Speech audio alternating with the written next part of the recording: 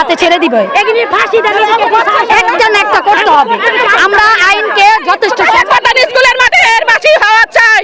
তাজেক প্রধান স্কুলের মাঠে এর ফাঁসি হবে। আর ডিক্লেয়ার দিবে সালাউদ্দিন, এর ডিক্লেয়ার দিবে সালাউদ্দিন প্রিন্সিপাল প্রতিষ্ঠাতা স্কুলের। কি ঘটনা ঘটছে সেই বাচ্চাগুলো কোনো নিরাপত্তা নাই। আমরা শুধু জানি অপরাধ করতে তাকে মামলা হবে, পুলিশের হাতে দেওয়া হবে, তাকে নির্বাচন হবে, তার বিচার হবে। তারপর হলো এখানে প্রিন্সিপাল বা টিচারের পরের ব্যাপার।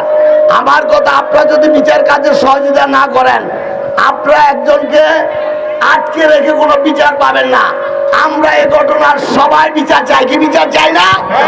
যদি বিচার চাই তাহলে তাকে মেয়ের বাবা বা মা বাদী হবে, মামলা হবে, তাকে রিমান্ডে আনা হবে, তার কাজে তার